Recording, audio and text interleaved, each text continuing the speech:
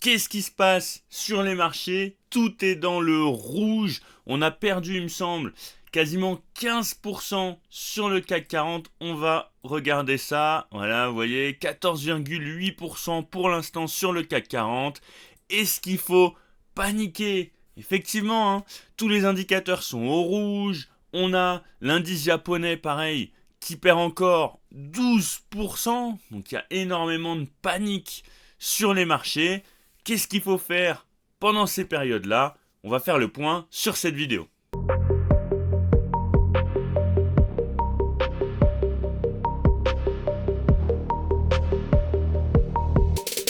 Avant de commencer, je voulais évidemment vous remercier. On est toujours de plus en plus nombreux sur la chaîne. Pareil sur le club des investisseurs rationnels. Franchement, la communauté, elle commence à prendre beaucoup d'ampleur. Les gens s'entraident. Ça me fait vraiment plaisir. Vous pouvez pas savoir. Donc voilà, je vous remercie. N'hésitez pas à liker, à commenter et à vous abonner pour soutenir la chaîne. Et si vous voulez rejoindre le club, vous avez le lien dans la description. Alors, on fait le point, qu'est-ce qui crée autant de panique sur les marchés? Et bien déjà on a les marchés japonais qui ont perdu plus de 20% en 3 semaines. C'est l'une des baisses les plus importantes de son histoire, pire qu'en 1987. Donc c'est assez impressionnant, hein. C'est finalement, moi je pense, quand même un des déclencheurs qui a fait que le marché a réagi un petit peu comme ça. L'un des déclencheurs, hein. On a aussi le Bitcoin qui a fait sa pire semaine depuis la faillite de FTX. Pareil pour l'Ethereum, hein, on perd je crois quasiment 30%, ce qui est finalement dans le marché des cryptos, c'est des corrections qui arrivent assez régulièrement, mais ça peut faire peur surtout aux nouveaux arrivants. On a aussi Israël et les États-Unis qui se préparent à une escalade des tensions avec l'Iran et ses alliés. Donc ça fait un moment que ça crée de la peur sur les marchés. On a l'or qui flirte avec ses plus hauts historique. Donc l'or qui est une réserve de valeur. Donc généralement c'est un assez bon indicateur, hein. Quand les flux vont vers l'or, c'est qu'on est dans une situation globalement de peur. Donc voilà, ça peut être un des indicateurs qui crée ça. On a aussi tous les indicateurs que je vais vous montrer par la suite, les indicateurs de volatilité, les indicateurs de peur, etc. qui sont dans le rouge.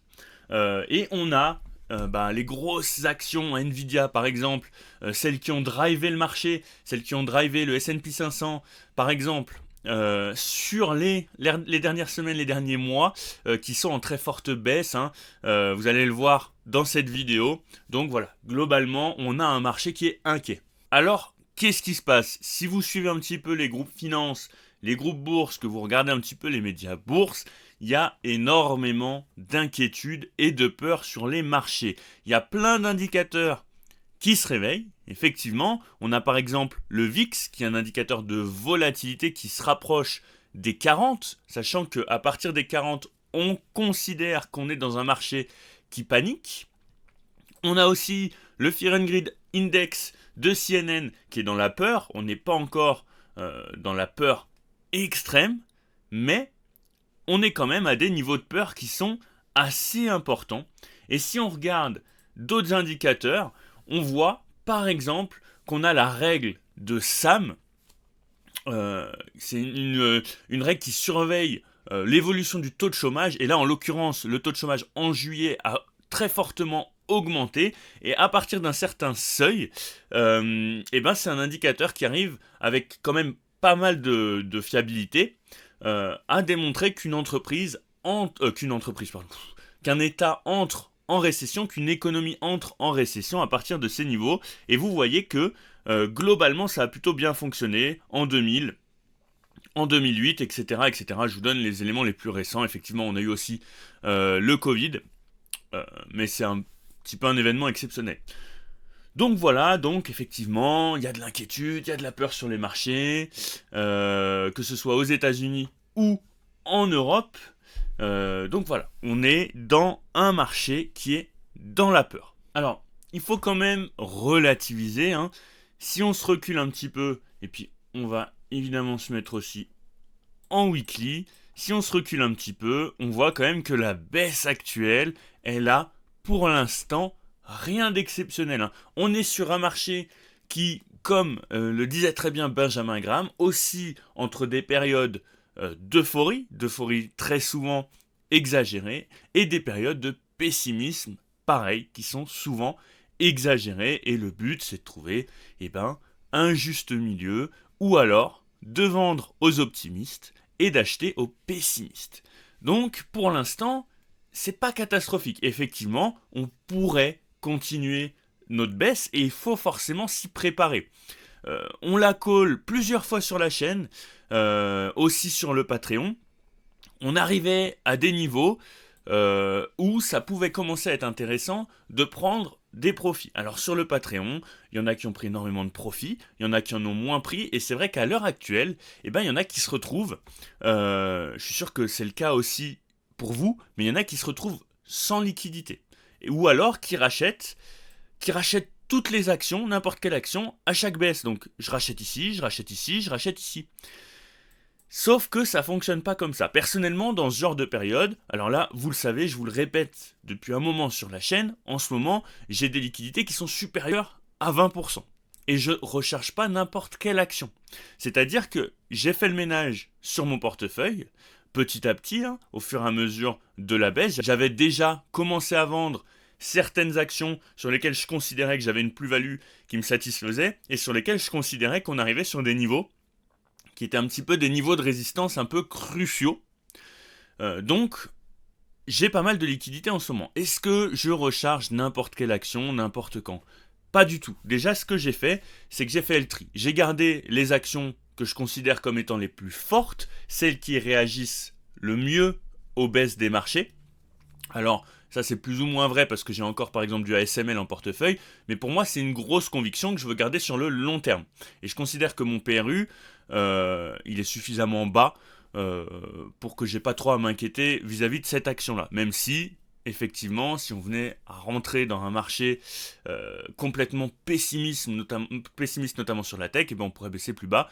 Écoutez, j'accepte ce risque. En revanche, les actions un petit peu moins solides, celles qui ont chuté très fortement dès le début, je m'en suis débarrassé et j'ai gardé les actions les plus fortes. Donc ça déjà c'est une démarche à adopter. Personnellement je préfère garder les plus forts et me débarrasser des faibles. Donc voilà, vous voyez que pour l'instant on joue sur le support du CAC 40. Alors sur le CAC 40 on a perdu 15%, mais on pourrait aussi aller regarder sur le S&P 500. Hop, je réduis ça. Sur le S&P 500, est-ce qu'on a perdu autant que par exemple sur le CAC 40? Généralement, voilà, vous voyez, on est sur du moins 6-7%. Généralement, en période de crise, c'est plutôt véridique. L'Europe, les marchés européens prennent plus cher, entre guillemets, que les marchés américains. Et le marché américain, généralement, a tendance à se remettre plus rapidement de ces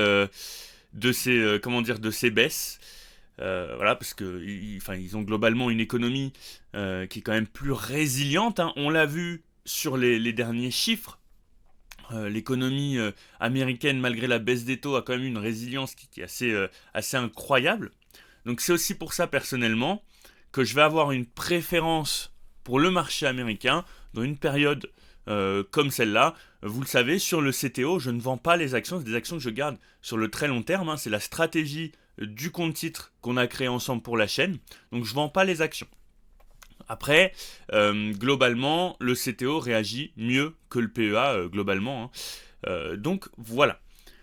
Ça, c'est pour l'aspect global, les indices, etc., etc. Alors, je dis pas que la tendance baissière, elle va s'arrêter du jour au lendemain. On rentre en tendance qui est plutôt baissière, et encore, vous voyez que sur le S&P 500, on n'est même pas passé en dessous de la médiane du RSI, donc on est encore sur des niveaux où on n'est pas encore en tendance baissière, finalement. Donc, je trouve quand même que effectivement le marché réagit, peut-être surréagit un petit peu. Donc voilà, il faut surveiller, il faut être attentiste, il faut pas se précipiter dans ces moments-là. On va pas aller acheter n'importe quoi. Vous voyez par exemple là sur ASML, on est descendu quand même à 660. Bon, on a fait une mèche, on est vite remonté. Pour l'instant, on tient le support. On tient le support sur ASML. Ça ne veut pas dire qu'on ne va pas le casser dans les jours à venir. Sur le Nasdaq, on a beaucoup de valeurs qui sont en train de baisser, on a toutes les grosses valeurs. Est-ce que c'est anormal? Est-ce que c'est anormal? Alors personnellement, je trouve pas, hein. Regardez la tendance. Faut toujours s'attendre, après une grosse tendance haussière comme ça, à ce que finalement les acteurs des marchés prennent aussi des bénéfices. On peut pas monter en ligne droite tout le temps. Alors là, effectivement, sur certains assets, il y a eu des grosses chutes. Je pense notamment aux cryptos, hein. Les cryptos qui sont pas du tout une réserve de valeur comme peut l'être l'or, qui dans ces moments-là va beaucoup mieux réagir, hein. À l'heure actuelle, le gold, il réagit exactement comme un asset à risque, et c'est même peut-être finalement l'asset à risque par excellence, et donc qui réagit très fortement à l'heure actuelle à la baisse, contrairement à l'or qui est lui vraiment une réserve de valeur, et qui réagit beaucoup mieux dans ce genre de situation. Je vous montre Apple, mais on va plutôt regarder Nvidia. Nvidia, est-ce que c'est déconnant d'avoir une chute comme ça? Pour moi non. On va regarder, on chute de combien? Ok, on chute d'une trentaine de pourcents. Est-ce que c'est déconnant? Est-ce que c'est déconnant? On va prendre... Allez, on va prendre... on va prendre janvier 2024. Donc, on va prendre le début d'année. Combien est-ce qu'on avait pris? On avait pris 185%. 185%, c'est énorme. C'est énorme.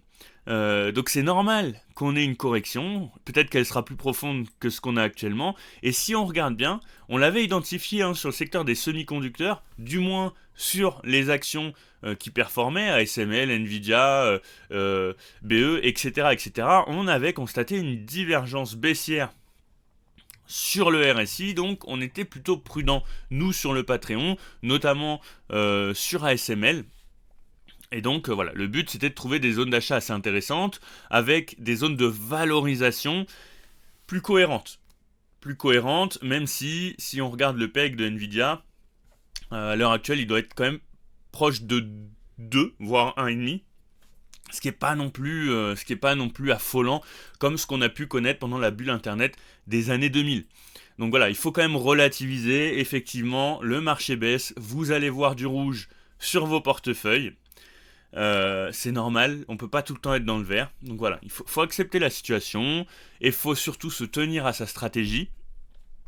Faut pas réagir à l'extrême, hein, comme finalement la plupart des gens le font.